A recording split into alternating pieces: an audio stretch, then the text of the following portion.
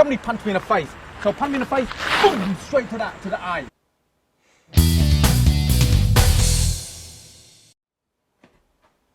Hey, Damian here, and today we're going to look at one of my personal favorites, Master Wong's punch defense. On YouTube, this dude crushes it. He's got over 9 million views and like 195,000 likes. I mean, I'm totally going to troll the guy, and to be honest, I can't tell if he's doing satire or he's serious, so we're just going to assume that he's serious. If you haven't already, please, hit the like, subscribe buttons, mash that notification bell like it owes you money. So let's take a look at Master Wong's punch defense. Yeah, so somebody punched me in the face. So punch me in the face, boom, straight to the eye. Very straightforward. So let's go slowly. So he punched, bang, like that. So straight to his eyeball. No more eye left. Thanks, Master Wong. Let's go to the barn and take a look at see if this thing will actually work. It's like, this is like typical like martial arts overstating the effectiveness of what the techniques can do. So Pete, you're just gonna throw like a right cross, okay? And now I'm coming in and he's just doing this sidestep eye gouge thing. So again, boom. Again, claiming victory after this technique is complete and utter nonsense. All right. The reality is the face, the eyes are the most protected place on your body. Besides, you've got your face and your wedding tackle, right? So these are the places we're genetically, designed to defend, because this collects all our information and this makes other Pete's. So anytime you go to the eyes, you're gonna get a head movement and a blink. 1, 2, he's going to throw a barrage of technique. So if I come in, right, I just step to the wrong side because, this is nonsense. So I come in here, right, he's going to keep throwing and, if I come in, like, if I'm attacking Pete and I'm a boxer and he, like, we'll do it slow. I'm going to throw a lead jab. So here, good, all right? Great. So if he comes in, I'm like, bang, bang, bang, right? I'm moving and attacking him. It's not just one shot. Right now, you've got to attack him and hit an area the size of a quarter with your finger, with a finger dart, which is a technique that's just designed to get him to flinch to follow up with something else. Now, if Master Wong followed up with something else, like he came in, throw the left so he came in here and then here and then here. Whatever, I'd be like, okay, that would be a lot more reasonable than doing the magic finger dart and popping his eye out. To take someone's eye out, and like he claims, you gotta like pin the head, gouge in, stick in there, and like root this thing out. All the while, this guy's gonna be freaking out because, yeah. Even if you poke yourself accidentally in the eye, what do? Right? Your reaction is like, get the fuck, there's going to be panic, there's going to be, everything's going on. The whole idea that you're just going to sidestep and do some little kung fu finger dart and end the fight is completely out of control. So let's disregard all that nonsense and let's talk about what you really should do. Let's say if this guy gets in a fighting stance, right? Which in a street fight, do not ever get into a fighting stance. Okay, it does 1, it indicates your intention. 2, it lets the guy know you maybe know something.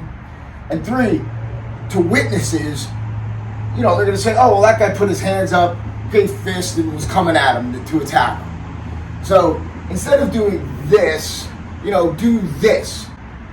Right? It's the same thing, but it doesn't matter. And it's always, I don't want to fight. Don't I know you from somewhere? Bang! Right? There's a psychological component to protecting yourself, and you have to practice these things in your training. Again, you can open up with a loogie. I carry pepper spray. There's nothing wrong with it. I mean, look, if I have a problem with somebody, I just juice them and walk away. Winner, chicken dinner. Right? I don't care. I didn't use any of my cool moves that I've been, training for freaking 40 years. So what? I go home.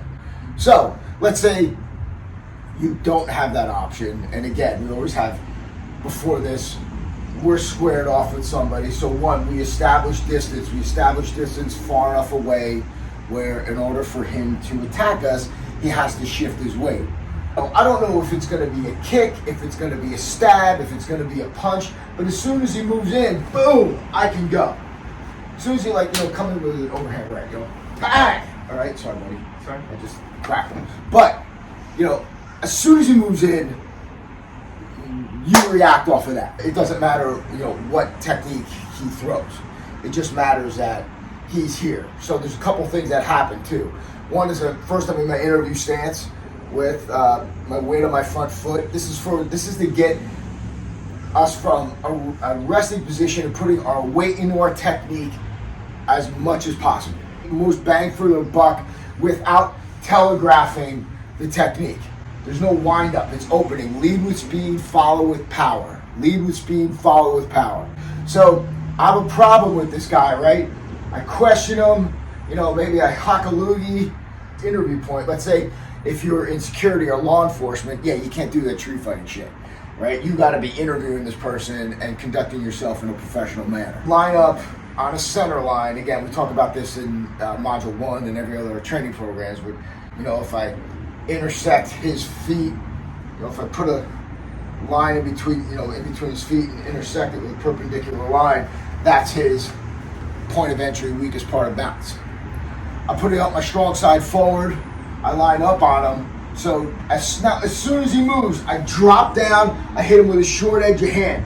Now, I continue to take ground, move, hack, chin jab or tiger claw, wherever you want to kill a hand.